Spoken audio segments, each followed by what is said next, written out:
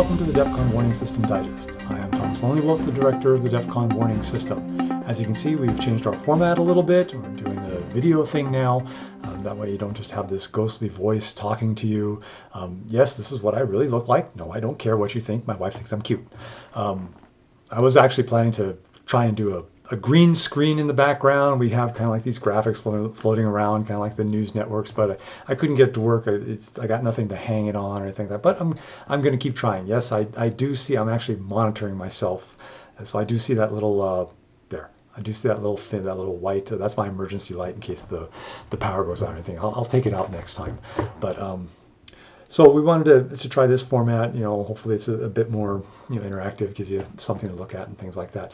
But I am told I'm not a media guy. I was told that when I did the last radio interview that I did. I think it was a radio broadcast interview. They have a radio station, but they also do podcasts, and I was on the podcast one. And when they were talking about me, and they said, this guy is not a media guy. He doesn't really do that sort of thing. He gets really nervous in front of the camera and things like that, or the microphone. So just go easy on him. So they were really nice to me. So you'll kind of see me kind of looking away or not looking directly at the camera or something like that. That's just kind of me. I'm not used to that. So cut me a break. We do have a Twitter handle, DEFCON WS alerts. We're also on Parler for now.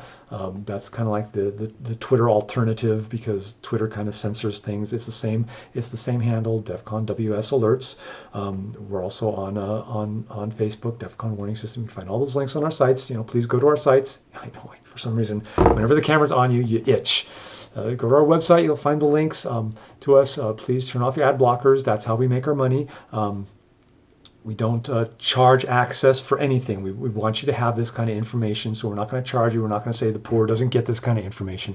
So, but do turn off your ad blockers. That is how we make our money. That's how we pay for our website. We pay for this video software, things like that. I just had to plunk down $70 for this, in order to update it. And because I have HughesNet, it's kind of like taking forever to update because it's satellite internet. It's just awful. So yeah, I'm itching a lot for some reason. I don't have COVID. I don't have lice or anything like that. I just itch. So, okay, so let's get right to our digest. We're going to go over our digest. Generally, what we do is we go over the update that was at the beginning of the month or whenever the update was, and we're going to go more in depth into. We're going to tell you not just what happened, but why we came to the conclusions that we came to. So, see, I generally don't work with notes, but I am kind of like reading this on my screen. So at this moment, I'm kind of not monitoring myself. But at this time, the condition is green. DEFCON is 5. There are no imminent nuclear threats at this time.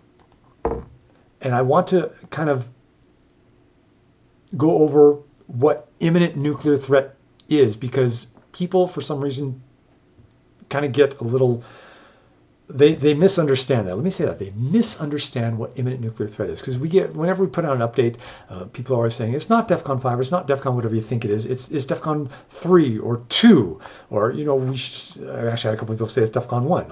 I don't know what these people ate that morning, but, you should be, what's going on, you should be at DEFCON 3 at least, or maybe DEFCON 2. When we say imminent nuclear threat, that's kind of what we mean. We mean within the next 24 to 48 hours, are we looking at nuclear war? The DEFCON system is designed to go to DEFCON 1 about 24 hours before the missiles actually launch. Knock on wood. There are some places in the world where you're just not going to have that kind of warning. It could be just mere moments. We may not even know until the missiles are actually launched. It's that much of a powder cake. India and Pakistan kind of fall into that category. North Korea, not so much. North Korea, I think, will get some kind of warning on that. But India and Pakistan really kind of scare me when it comes to how much warning we're going to get from when the signs are there to when the missiles are launched, and that one's going to come really fast. China, India, not so much. China really doesn't want to nuke India over whatever they're arguing over. China's too big of a country, and it's going to look really, really bad. So I don't think China's going to. That can change. China can go insane. So I never say never when it comes to stuff like this. I say the signs are China's not going to nuke India. Pakistan might, and India might nuke Pakistan. North Korea, who knows who they're going to nuke? They're going to nuke South Korea, they're going to nuke the United States. North Korea is just a major, major problem. So But like I said, there are no imminent nuclear threats. For those of you who followed the DEFCON warning system before, we say against the United States, but the world is just, gone hell in a handbasket. And so we're kind of expanded our reach. So now we kind of look at nuclear missiles flying anywhere. This could be between, any country way out there or against the United States. The United States is a nice, juicy target, so they're probably the ones that are going to be nuked eventually. But I still think we're going to see a small nuclear war first, and my money is still on North Korea. But who knows? It could be one of the Middle Eastern countries. Again, India, Pakistan being right up there. So and North Korea again. So I think I just said North Korea. See, not a media guy. So. But again, like I said, right now we are sitting at DEFCON 5, condition green. Just go about playing your video games. That's what I do. Especially that's kind of the thing I say especially when we get up to DEFCON 4. A lot of people misunderstand what DEFCON 4 is, and I just say just go about your regular business. It's really not that big of a deal. It just means we're looking at something a little more closely. I'm still playing my video games at night, so just relax. But right now, DEFCON 5. Don't worry about. There's nothing going on in the world that really needs to, be worried about. So at the top of our update this month, we were talking about Azerbaijan. I probably really mispronounced that country's name, so please forgive me. Azerbaijan. I'm still probably mispronouncing it. And Armenia. But as much as I mispronounced it, if you're an American, you probably never even heard of those countries. American media is not really good with world events. But Azerbaijan and Armenia got into a conflict recently over, what else do countries get over, about territory or whatever the heck they get into. But at that time it appeared to be a regional war between non-nuclear powers, and the DEFCON warning system did not see it impacting the global nuclear threat in the near future. So for those of you who don't know, Azerbaijan and Armenia are two countries that are next to each other. They border Turkey and Georgia and Iran, and they also border Russia. Azerbaijan borders Russia. Armenia is kind of tucked in between Georgia and Turkey and Iran. So anything that happens on Russia's border kind of gets people a little nervous. But at this time, Russia and the United States are not involving themselves in this conflict, despite being allies to each. Russia is on Armenia's side. So the big deal about this conflict was that Azerbaijan, I'm just slaughtering that name. Azerbaijan attacked Armenia, and the worry was that because Armenia was allies with Russia, and they had a treaty with each other, a pact, that Russia was going to intervene on Armenia's side. And the question was, because Turkey was siding with Azerbaijan, that Turkey would become involved militarily, and that when shooting started and Turkey started getting things shot down, and that possibly Turkey could be attacked by Armenia, because Armenia is just kind of sitting there on their border, would that somehow drag NATO into it? Especially if Armenia invoked their security pact with Russia. So Russia gets involved, and the United States gets involved because Turkey's involved, and now NATO gets involved, and now suddenly Russia and the United States and NATO are now locking horns with each other. So that was the big fear, and that's what was making all the news and everything. That's what got everyone all upset over that. Fortunately, just because Turkey got involved does not mean that NATO got dragged into it. Turkey kind of involved themselves. That was kind of their own fault. Too bad for them. And if they got, bombed, well, the United States was going to say, that's on you boys. Now, if Russia started bombing Turkey, then, okay, now we're kind of entering a different kind of escalation. But, even Russia was kind of thinking, do we really want to bomb Turkey if this goes, all, crazy, and it really started getting involved, and a whole bunch of different scenarios start playing out. But fortunately, it never really came to that. Russia probably never was going to attack Turkey, but what Russia did actually do was that they negotiated a truce between the two countries. So it never really came to Russia having to come down to defend Armenia. Turkey never really had to say, come and save us from stupidity, NATO. So those two countries, it all just kind of worked out, and who knows what's going to happen in the future. But right now things are nice and kind of calm there again. So it really didn't blow up. We really didn't see anything coming out of that. The one thing that did happen was that the United States has flown bombers within 20 miles of Crimea, which did upset Russia. That may or may not have been connected to it. The United States is still pretty ticked off over Russia invading and annexing Crimea. Yes, I did say invade and annex. I know some people don't like that. Russia especially doesn't like me saying that, but that's kind of what happened. Crimea did still belong to Ukraine. However you want to look at that. Politically, did the United States, the Western allies, Western powers go in there and cause a political coup, throwing out the Russian guy in order to get Ukraine over to the United States side or to the Western side more?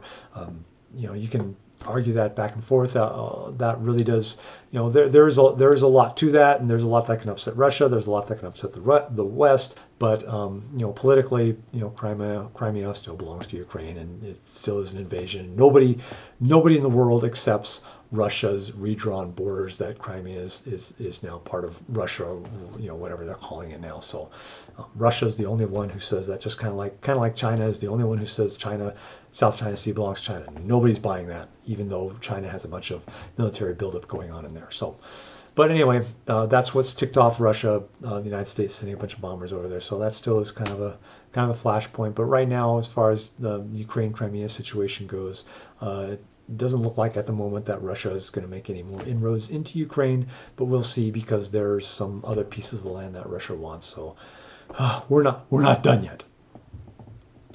Moving on, the United States has warned that China plans to double its nuclear stockpile in the next decade, including missiles that can reach the United States.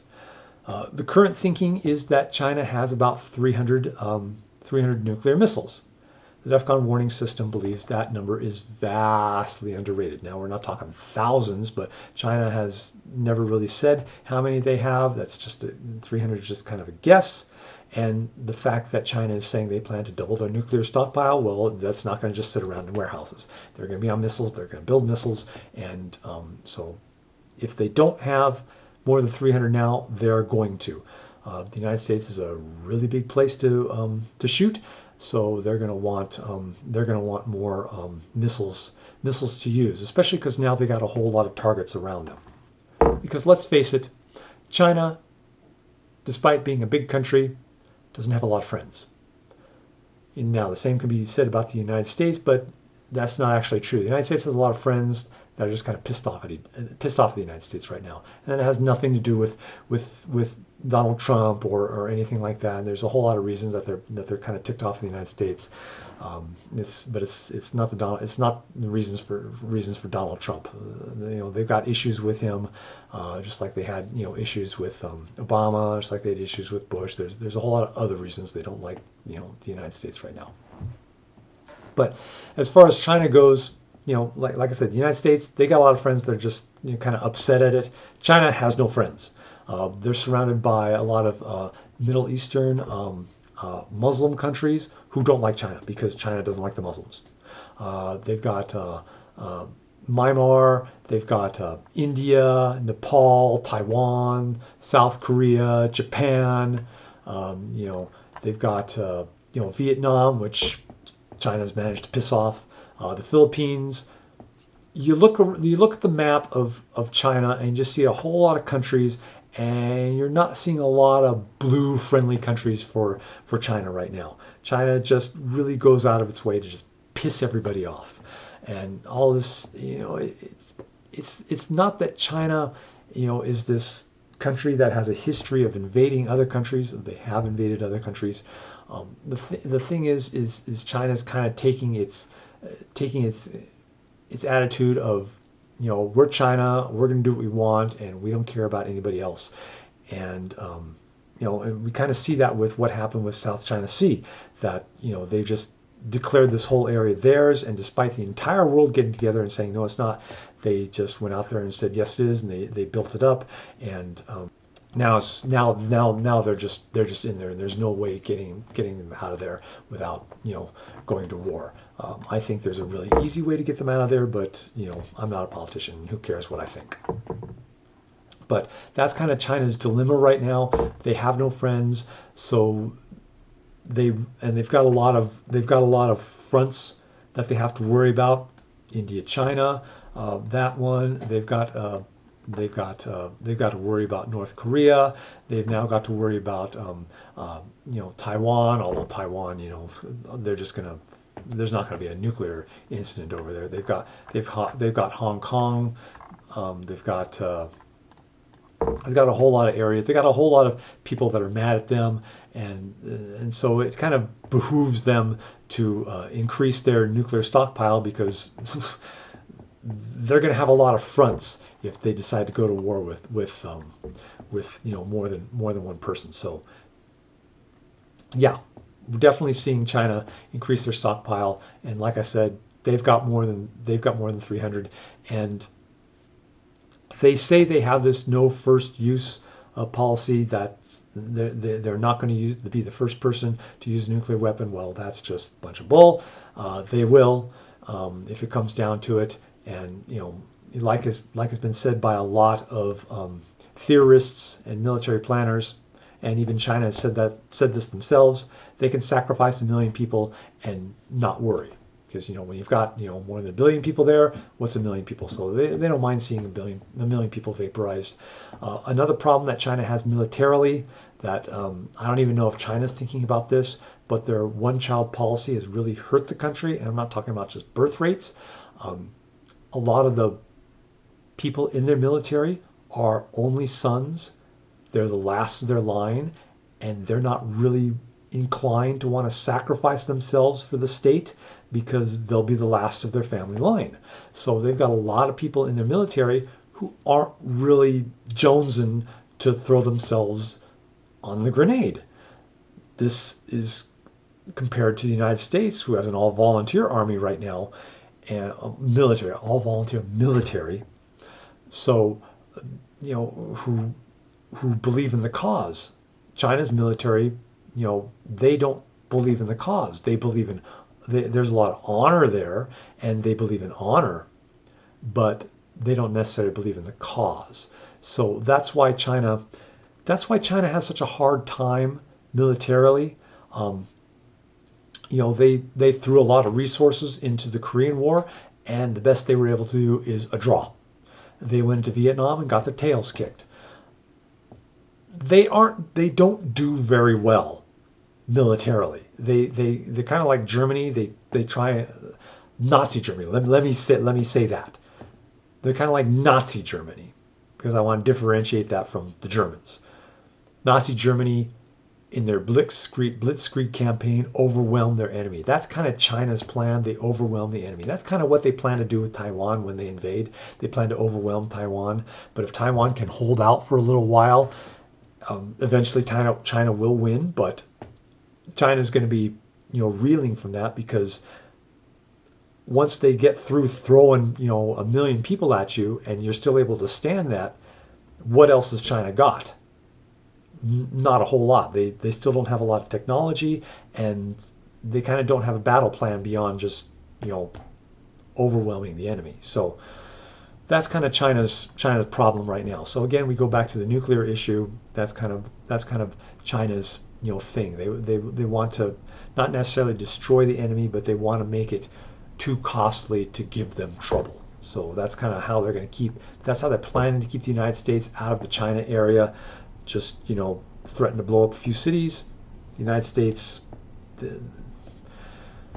I don't see the United States being strong enough to withstand casualties. The country is just too divided. It's a very weak country right now. Military, they're very strong, but on the home front politically, they're a very, very weak country right now. So it's a good time to challenge the United States. Evidence is mounting that China is developing an air leg for a nuclear triad, meaning that China will have the ability to deliver nuclear weapons by missile, sub, and air. The nuclear triad is, the theory is that you have your missiles, which are your first strike weapons. They take, minutes to a half hour to hit your bullseye, depending on where they're launched from. And then you have your subs, which in theory are very difficult to detect. And so they're your second strike weapons, or your sneak attack first strike, so that you've got some way to retaliate against an enemy in case they first strike you, and they're able to take out your missile fields, or even your air power, because except for your stealth vehicles, they say that your air wing is difficult to shoot down, but I don't know. But your stealth bombers definitely are. But your subs are really your second strike weapons, because they're difficult to find, and they just kind of pop out of nowhere. So China has their missiles, they have some subs, they have some air power. Not a whole lot, but they're developing that for a second strike capability. And any movement along that line just makes China a more difficult adversary to deal with. So you always kind of want to watch these developments, because not only are these protectionary, is that a word? Protectionary for China, they also give China the ability to coerce an enemy or threaten an enemy into not attacking them. So this is kind of like what China is doing with the United States. Make it too painful to get in China's business. So that's kind of their theory behind the South China Sea. If the United States does go in there and try and wrestle the South China Sea away from China, well, all China has to do is sink a few aircraft carriers. The United States will, buckle under, because they're going to think the South China Sea is too far away, and the United States, the people are just not really going to be interested in, wasting American lives, as they see it, wasting American lives for something that they don't really care about. That's China's theory. So this nuclear triad is all part of that, making China more formidable, making it more difficult to stop China from attacking you back, or going on a first strike. Because if China decides to launch their missiles, okay, the United States responds by launching against China, and then what? Well, now here comes the subs. Here comes the air power. Well, if China doesn't have any air power, then that's that much less that they could do to the United States. So now if they get that air power going, okay, that's that many more missiles they can deliver. Once the United States recovers from the first strike, they start getting everything together, and now here comes another wave of missiles. That's the theory behind the second strike. In other China developments, China has said that it no longer recognizes the median line in the Taiwan Strait. So there was this whole idea that this is China and this is Taiwan. Well, China doesn't recognize that anymore. That's just another step to saying Taiwan belongs to China, and they're not going to give any sovereignty to Taiwan. That's just another step closer to them invading. That's what that means. And it also said that China will go to war if U.S. troops return to China. Well, it doesn't look like the United States is going to send troops over to Taiwan anyway. They do have that defense pact, but it's very destabilizing if the United States sends troops over there. Who knows what's going to happen in the next 4 years, especially with the election coming up. We are analyzing a possible Biden presidency. That doesn't mean that we assume there's going to be a Biden presidency. We do this every time. We look at both candidates. If they're both running, we kind of know what Trump is going to do. We've learned a lot from Donald Trump over these last 4 years. We're better at predicting what he will do. We're looking at Joe Biden. No, I'm not going to go into what we think Joe Biden will do, because we don't want to influence anyone's vote. I've kind of wrestled with whether we should put our analysis out prior to an election, saying this is what we believe that candidate A will do if he's president, and this is what we believe candidate B will do if he is president. And we've kind of wrestled with putting that out, because we don't want to look like we're saying this is the better candidate and this is the worst candidate, or if you vote for this candidate, we're going to have peace. If we vote for this candidate, we're going to go to war, or we're going to lose a war, or whatever. So I'm really kind of torn on that. But right now our position is we hold those analysis back, keep it to ourselves, and just use those internally. But we are analyzing Joe Biden. We are also analyzing Kamala Harris, because chances are Joe Biden will not survive his first term. We're also looking at Mike Pence, because there's a good chance that Donald Trump would not survive a second term. They're both old. Face it, they're both very old people, and it happens. So we're kind of looking at everybody, both the president and vice president, and the Democratic nominee and vice president nominee. So that's what we're kind of doing. So going back to Taiwan, I digressed. Going back to Taiwan, additionally, China is stepping up rehearsals for an attack on Taiwan. So yes, some of that is psychological, in order to keep Taiwan from cozying up more to the United States, getting more arms to the United States, but also because they're going to attack Taiwan. It's pretty much a done deal. So they need to rehearse for that. There's a lot of scenarios about what would happen if China attacks Taiwan. I think, yes, actually we do have an article. We didn't write it. It's going to be one of our linked articles about what would happen if, what could possibly happen if China does decide to invade Taiwan. So we'll have that on our website in a couple of days. Iran's stockpile of uranium is over 10 times the limit set by the Iran nuclear deal and continues to grow. The nuclear deal is no good anymore. The United States pulled out of it. But it should be said that Iran has been violating the nuclear deal. At least that's the claim. The claim is Iran has violated the nuclear deal. So the United States, there was no nuclear deal for Iran to pull, for the United States to pull out of. See, I'm not a media guy. There was no nuclear deal for the United States to pull out of. So, but as of now, Iran's stockpile of uranium is 10 times the limit set by the Iranian nuclear deal, and continues to grow. So they're just continuing. Now this Iranian stockpile is nowhere near the purity needed, the enriched purity needed in order to make a nuclear weapon, as far as we know. Now we also know that they have a clandestine program underground that's not being looked at by the International Atomic Energy Agency, where Iran is actually working on this stuff. So we don't actually know how much fissionable material they actually have. But let's just say that Iran's got some, and they're making more. And whether you believe me or not, good for you. Make your own decision. Iran is also saying that over 1,000 centrifuges are now active at Fordo, and these centrifuges are what enrich uranium. Again, the ones at Fordo are not enriching them to weapons grade, as far as we know. We don't know if they're enriching them more. We also don't know if there are other centrifuges in other areas that we just don't know about. And unless we have anytime, anywhere inspections, we're never going to know. And just remember that Iran really is jonesing not only to destroy Israel, but to bring in the 12th Imam, the 12th Imam, which ushers in Armageddon and the new Muslim world. I'm not exactly sure how that all works, what they're calling it, and I'm not going to take the time out to look this up just for this digest. I actually did know it. I attended a lecture on this, on the 12th Imam, and what they're looking forward to and what they believe. I just don't have it in my head right now, and I'm not going to go back and look it up. And I'm sure you guys don't want to hear it. You can Google this stuff. Israel says that it's not ruled out a preemptive strike against Iran.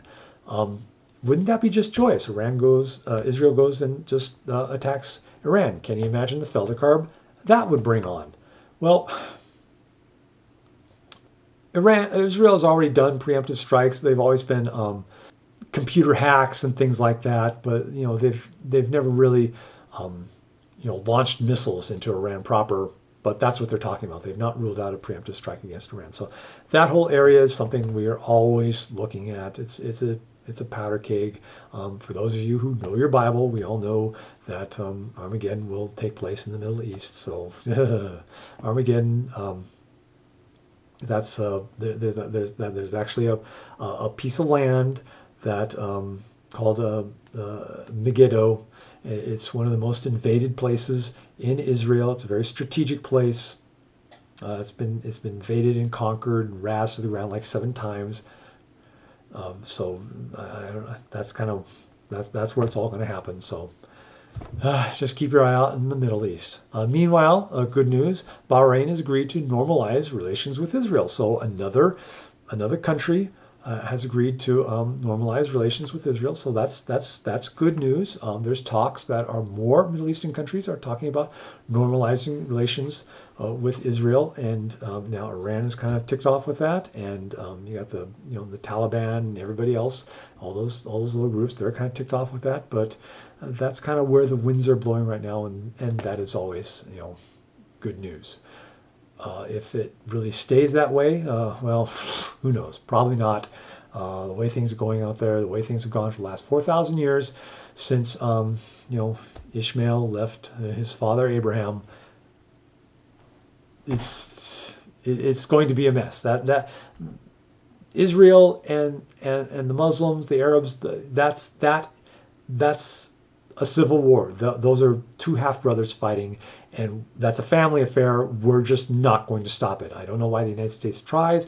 I guess because it's very politically correct to do. It's a very diplomatic thing to do. I know Donald Trump has been nominated, I guess, for a 3rd time for a Nobel Peace Prize because of what's going on in the Middle East and all the stuff that has come together. But it's just not going to happen. Sorry, it just isn't. So, but there you are. That is our update for the month of October. It was, except for Azerbaijan and Armenia, it's really been a kind of a quiet month. That's kind of good. As they say, when they say peace and safety, that's when all hell is going to break loose. But I do remind you, the DEFCON Warning System is a private intelligence organization which has monitored and assessed nuclear threats by national entities since 1984. We are not affiliated with any government agency and do not represent the alert status of any military branch. The public, you, should make your own evaluations and not rely on the DEFCON Warning System for any strategic planning. At all times, citizens are urged to learn what steps to take in the event of a nuclear attack. We do have a document on there. It's Crescent Kearney's Nuclear War Survival Skills. It is the go-to document on how to survive a nuclear war. This is a free document. You don't have to sign your email up. You don't have to give any personal information. It's just a link to a PDF file. And you download the PDF file and it's yours for free. Don't go to eBay. Don't go to Amazon and buy it from somebody who's selling it. This is a free document. If you don't want to get it from us, you can just Google it and you'll find 1,000 links for free. Don't pay for this. It's an excellent read. It not only tells you what the signs you should be looking for when nuclear war is approaching, it will tell you how to build a shelter. It will tell you how to build an expedient shelter just in case you didn't build a shelter and now nuclear war is just 24 hours away. It will tell you how to build a shelter that will help you survive. It will tell you how to build a blast shelter, so just in case you're actually sitting on a bullseye. Okay, if you're sitting on a bullseye, you're just dead. But if you're close to a bullseye, these kind of shelters will help you survive that. The best thing to do is prepare, get out of Dodge, find some place that's not near a bullseye. I don't live near a bullseye. There's a bullseye close enough to me where I have to think about it, but I'm not in the blast zone, and I really don't have to worry. I'll get a nice flash of light, big rumble, things like that, but I'm not that close. I've got a couple primary targets about 100 miles away from me. I don't have to worry about those. There's a tertiary target that's closer to me, which is why I'm not that worried. It's going to be an airburst. It's going to be a small one. I'm not that worried about it. But you really want to get away from those places. But if you can't, build yourself a shelter, build yourself a blast shelter. If you're a little too close, the guide has a lot of ideas for supplies that you should be having. I know with this Chinese coronavirus going on, yes, I called it Chinese because that's where it came from. The COVID-19 virus, supplies are difficult to come by. I know there's no Kool-Aid where I am. I don't know how the world has gone to Armageddon when there's no Kool-Aid around, but I know bathroom tissue is still in short supply, paper towels are in short supply, other supplies are in short supply, but you really should be stocking up. Just stock up. Every time you go to the grocery store, just pick up a little extra. It's just a few bucks. Bathroom tissues, I think like $10, $9. Paper towels can be $7, $8. Just pick it up every once in a while. It's a little here and there, and eventually you will have a nice supply of stuff that you can rely on. When the pandemic hit and the stores ran out of bathroom tissue and paper towels, I didn't worry. I had a big supply of that because over the years I've just been buying and buying that stuff. So, like I said, Crescent Kearney's Nuclear War Survival Skills. That's what it's called. Even if you can't spell Crescent Kearney. Nuclear War Survival Skills. It's absolutely free, and you don't have to give any personal information. So, if this has been an actual attack, the DEFCON warning system will give radiation readings for areas that are reported to it. Not only readings that are reported to us, we will go out and we will search out these readings. We do have a radiation report section on our site. Fortunately, it's been nice and quiet for a very long time. Let's keep it that way. Your readings will vary. Official news sources will have radiation readings for your area. Our readings are, of course, dependent on when they give it to us or when we get it. Official news sources will have up-to-date radiation readings for you. For immediate updates, please visit us at defconwarningsystem.com. Breaking news and information can be found on the DEFCON Warning System Community Forum and on DEFCON Twitter and Parler feeds, DEFCON WS Alerts. Remember, when you go to our site, please turn off your ad blocker. That is how we make our money. We do have things to pay for. We don't ask you to pay any money to us, so please turn off your ad blocker. Our community forum is a great place to interact with us. It's the only place you can interact with us. I know a lot of people, they put their comments in the Twitter. We do try and read those. We don't always. We don't reply to Twitter comments. Every once in a great while we do, but generally we don't. We don't reply to Facebook comments. We prefer everything to be on our community forum. It's just easier that way. It's easier for us to follow conversations. We get alerts when people reply to us, so that's the place to go to. To interact with us. That's where we prefer it. You can post on some of our subforums without registering. Some of our subforums we do require you to register. It's just an email address. Come on, we don't spam you with anything. We don't sell anything. We don't sell your email address to anywhere. It's just, we require you to register to show us that you're committed. You're not some spammer. You're just not just some guy who's going to throw out these ridiculous conspiracy theories. It shows us a level of commitment that you have. You may also subscribe to our DEFCON warning system mailing list. That's hosted through Yahoo. All you got to do is just send an email to an email address, and it'll sign you up. We're trying to move that away because I know a lot of people don't like to sign up for Yahoo. But that way you get our updates in your mailbox. Note that Twitter updates may be subject to delays. Also, our YouTube updates may be subject to delays. And the next scheduled update is 2 p.m. Pacific Time, November 1st, 2020, with additional updates we made as the situation warrants. More frequent updates will be made at higher alert levels. So thank you again for watching us, the DEFCON Warning System Digest. We will do more of these. If you have any ideas for a kind of digest that you'd like to see, please let us know. We're always interested in your ideas. Like I said, I'll work on a green screen, trying to make this look a little bit more professional and everything like that. So again, I'm Thomas Lonely Wolf. Thank you for joining us for the DEFCON Warning System Digest.